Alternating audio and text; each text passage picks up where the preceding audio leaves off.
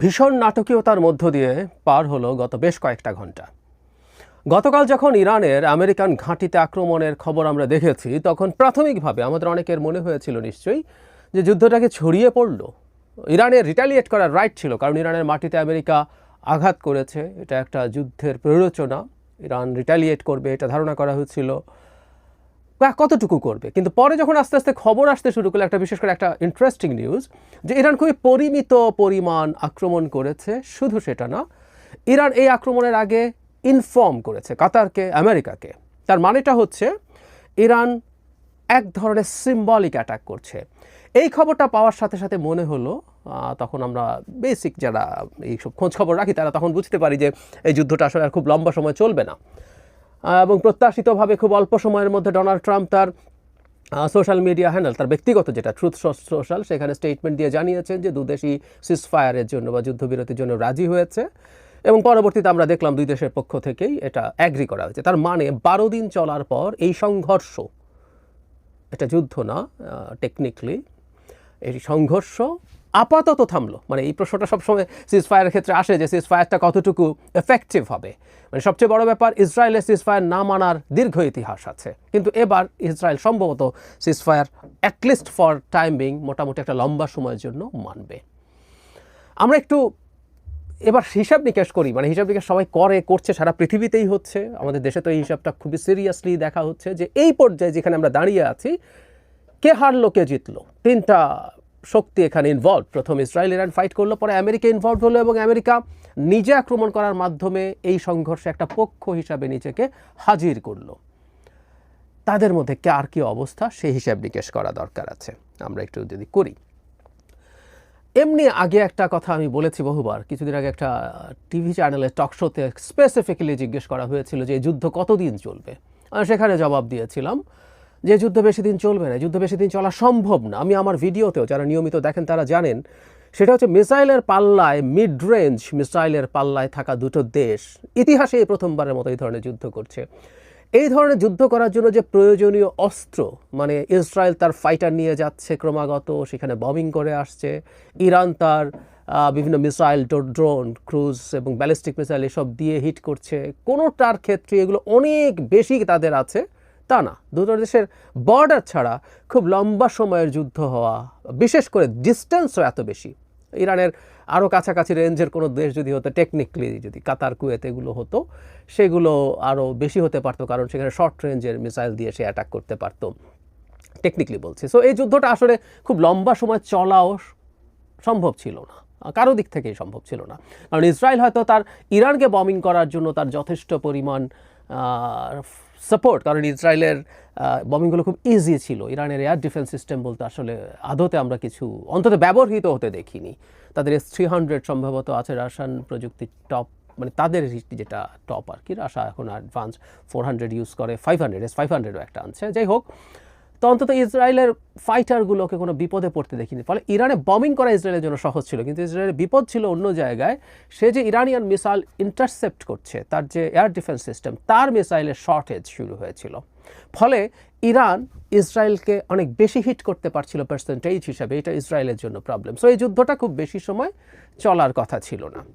এখন যেটা দাঁড়ালো যে আমেরিকা ইরানের 3টা যে নিউক্লিয়ার স্থাপনা আছে, 3টাতেই আক্রমণ করেছে। বিশেষ করে ফোর্দো নিয়ে অনেক আলোচনা হয়েছে এবং দাবি করা হয়, আমেরিকা তার জায়গা থেকে দাবি করছে যে ফোর্দোতে তারা অনেক সাকসেস পেয়েছে, তার এই জায়গা সব কিছু ধ্বংসপ্রাপ্ত হয়েছে, নিউক্লিয়ার প্রোগ্রাম বাতিল হয়ে গেছে। খুবই সন্দেহ করার স্কোপ আছে, কারণ ওখানে রেডিয়েশন বাড়ে নাই সহ। আমরা এটুকু বলতে পারি যে এই জিনিসগুলো মানে ইরান বসে বসে রেখে দেবে, এরকম হওয়ার কথা না। এমনকি এরকম নিউজও দেখেছি যে স্যাটেলাইট ইমেজ দেখিয়েছে যে কিছুদিন আগে লম্বা ট্রাকের সারি ছিল ফোর্দোর বাইরে, তারা অনেক কিছু সরিয়ে নিয়েছেন এটা বলা যায়। এবং আমি ধারণা করি ব্যক্তিগতভাবে ইরানের নিউক্লিয়ার প্রোগ্রাম খুব বেশি পেছায়নি। তার সেন্ট্রিফিউজ না নিতে পারো, কিন্তু তার যে 400 কিলোগ্রাম মাত্র, এটা মাত্র ওজনের দিক থেকে যদি এটা অনেক কিছু, কারণ 400 কিলোগ্রাম দিয়ে 8-10টা বোমা বানিয়ে ফেলা যাবে যদি এনরিচ করা শেষ হয়। সেটা নিশ্চয়ই এত বড় ওজন না যেটা সরানো যাবে না। ইরান বহু আগে এটা সরিয়ে ফেলেছে। তাহলে সর্বোচ্চ ইরানের যেটা ক্ষতি হয়ে থাকতে পারে, তার সেন্ট্রিফিউজগুলো যদি ক্ষতিগ্রস্ত হয়, যেটার মাধ্যমে ইউরেনিয়াম 235 এনরিচমেন্ট করা হয়, সেই এনরিচ করাটা হয়তো পিছিয়ে যাবে, তার বোমা তৈরির যদি ইচ্ছা থাকে সেটা খানিকটা পেছাবে, কিন্তু ম্যাসিভ ক্ষতির সম্মুখীন তারা হয়েছে তা না। কারণ ইরান তো এগুলো কিনে আনে না, ইরান তো ডোমেস্টিক নলেজ দিয়ে এগুলো করেছে। নলেজ তো বোমা মেরে শেষ করা যায় না, একের পর এক নিউক্লিয়ার সায়েন্টিস্ট হত্যা করা হলেও এখনও তাদের যথেষ্ট সাপ্লাই আছে পাইপলাইনে, যার মাধ্যমে তারা এই কাজটা করতে পারবে। কিন্তু যেহেতু আমেরিকা ইরানের মাটিতে অ্যাটাক করেছে, এটা ইরানের সরকারের জন্য একটা প্রেস্টিজের প্রশ্ন।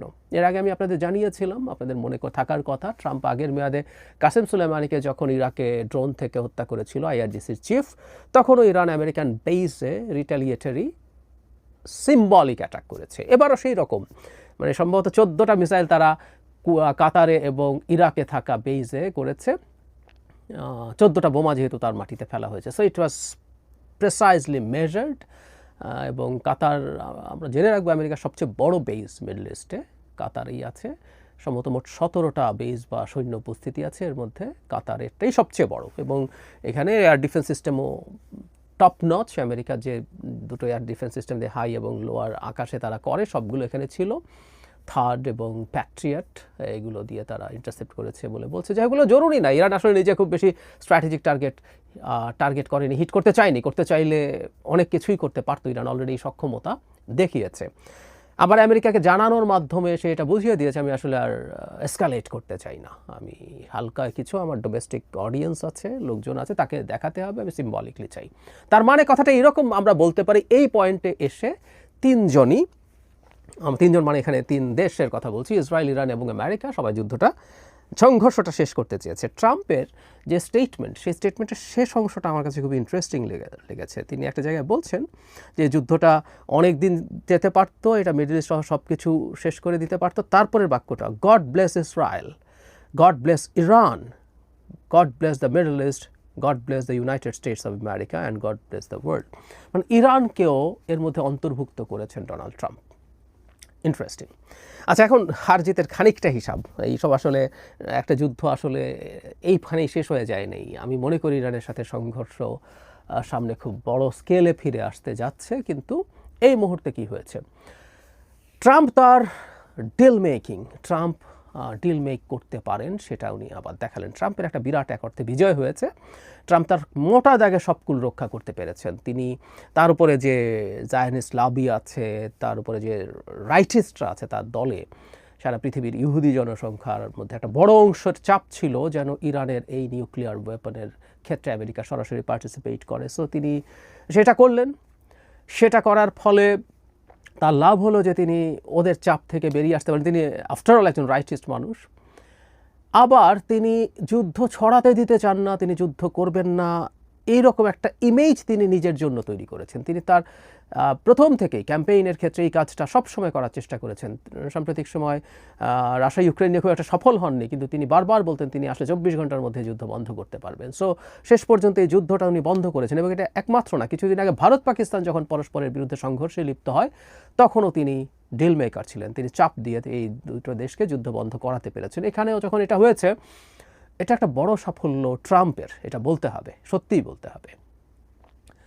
নাম্বার 2 হচ্ছে ইসরায়েলের কী অবস্থা আর ইরানের কী অবস্থা। আমি মনে করি ফর দ্য টাইম বিং তুলনামূলকভাবে বেশ ক্ষতিগ্রস্ত হয়েছে ইসরায়েল। ইসরায়েলের কিছু সাফল্য আছে। সে আমেরিকাকে এখানে আনতে চেয়েছিল, এই যুদ্ধের পার্ট করতে চেয়েছিল, সংঘর্ষের পার্ট করতে চেয়েছিল, সে খানিকটা পেরেছে। সেই কারণে তার মনে হতে পারে যে সে এটা হয়েছে। কিন্তু ইসরায়েলের ব্যর্থতা আমি বলবো যেটা, সেটা হচ্ছে ইরান শেয়ানে যুদ্ধ করেছে। ইরানের ক্ষয়ক্ষতি বেশি হয়েছে, কোনো সন্দেহ নাই ইসরায়েলের তুলনায়। কিন্তু ইরান এতটুকু জবাব দিতে পারবে ইসরায়েলের লোকজন খুব প্রস্তুত ছিল না। এবং ইসরায়েলের লোকজনের যে ফিলিং অফ সিকিউরিটি ছিল, যে তাদের Tel Aviv is so fortified, এটা 3 স্তরের এয়ার ডিফেন্স সিস্টেম দিয়ে এমনভাবে এটার নিরাপত্তা নিশ্চিত করা হয়েছে যে কেউ এটাকে পেনিট্রেট অলমোস্ট করতে পারবে না। সেই পারসেপশন ভালোভাবেই ভেঙে গেছে।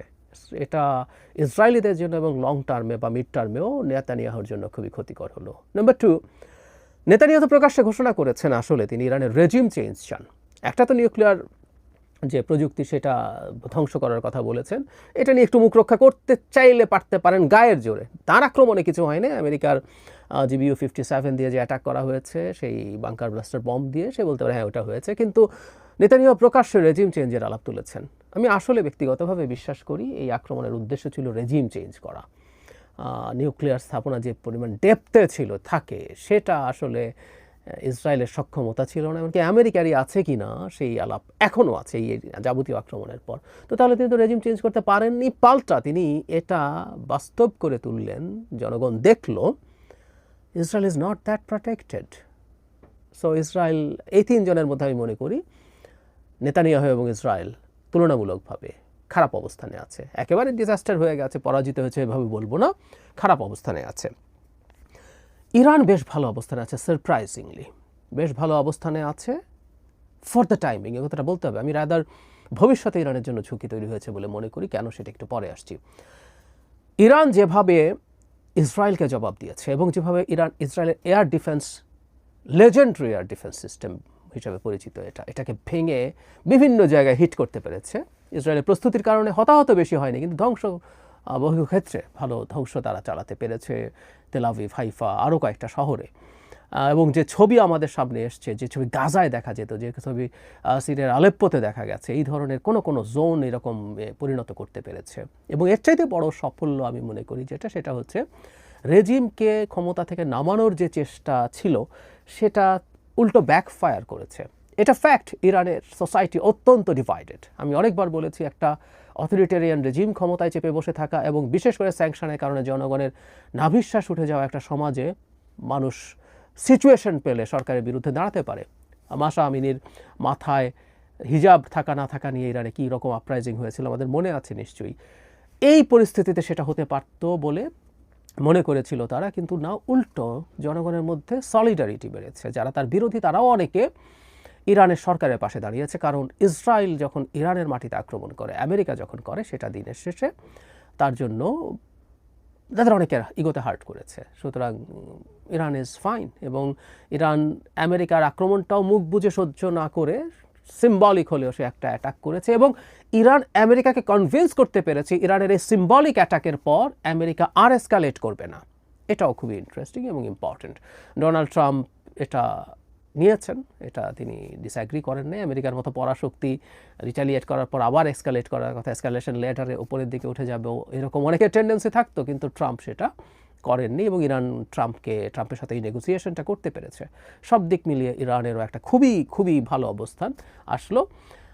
আর এখানে কয়েকটা বাই প্রোডাক্ট আছে। ইরান যদি আসলে মানে স্যাংশনে না থাকতো, ইরানের অস্ত্রের একটা ভালো বাজার তৈরি হতে পারতো। ইরানের নিজের প্রযুক্তির ব্যালিস্টিক মিসাইল অসাধারণ সফল হয়েছে। তার ড্রোন তো আগেই টেস্টেড, শাহেদ 136 রাশাকে দিয়েছিল, এবারও সেইগুলো ইউজ করেছে।